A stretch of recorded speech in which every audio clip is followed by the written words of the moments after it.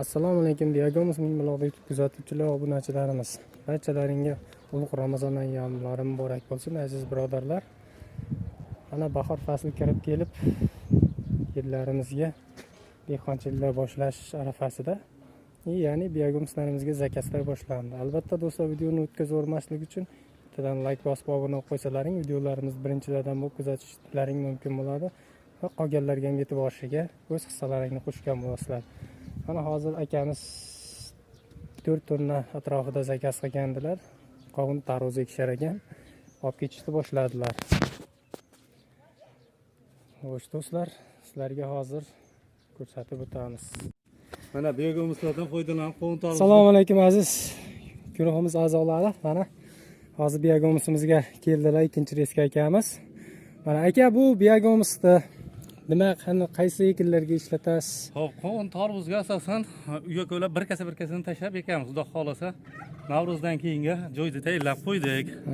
Xudo xolasa Diagomuzdan bir kasa oshig'ini tashlaymiz. Bu endi birinchi marta ishlatishingiz, birinchi marta ishlashim. Endi buni natijasini internet tarmoqlarida ko'rib, Xudo xolasa o'zingiz borib, syomkani qilib, Xudo xolasa Alloh nasib qilsa borib ko'ramiz qovunlaringizni ham, tarvuzlaringizni Xudo xolasa. Xo'sh, bunda foydalanuvchilarga qanday endi fikrlaringiz bor? Foydalanuvchiga asosan Diagomuz o'g'it, mineral o'g'iti bilan, zak ushlashi bilan 15 kun, 20 kungacha tarvuz qovunni erta pishirar ekan.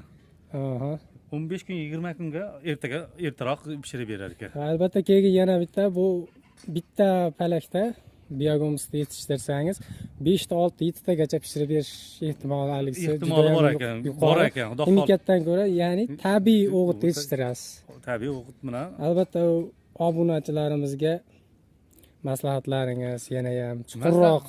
Maslahatimiz shu, Diagomuzdan qancha ko'p foydalansa shuncha yaxshi ekan. Bizga foydalanganlar aytdi, mana olib ketyapmiz. 4-reys bu. Xudo xolasa bu yilga 4-reys. 4 tonna oldik. Xudo xolasa hisob ko'raylik, bu yildan keyin 10 tonnaga Xudo xolasa o'zingizga zakasni beramiz. Mana do'stlar, agardan ishonmay haligi bo'ladigan bo'lsa, mana damazlarga yuklab olib ketishyapti. Qanday yerga ekmoqchisiz endi? Quruq yermi yo ko'l do'nnimi? Quruq yerga ekmoqchiman. Quruq yerga. Hozir ko'pchilik ko'l do'nnida ekilyapti, o'shaning uchun. Quruq yerga, paxtali joyga ekmoqchiman. Albatta, mana do'stlar, bemalol murojaat qilaverasizlar. Afisoniyada nomerlarimizni qoldiramiz. Manzilimiz Namangan viloyati Mingbuloq tumani Sho'rsuv qishlog'idamiz. Do'stlar, bemalol aloqaga chiqishlaring mumkin. Mana direktorlarimiz, Diagomuzlarimiz albatta bor yetkazib beramiz. Bemalol murojaat qilishlaring mumkin. Obunachilarimizga o'z tilaklaringizni bittadan like. Bittadan like. Bizdan uzoq qilishmaysizlar.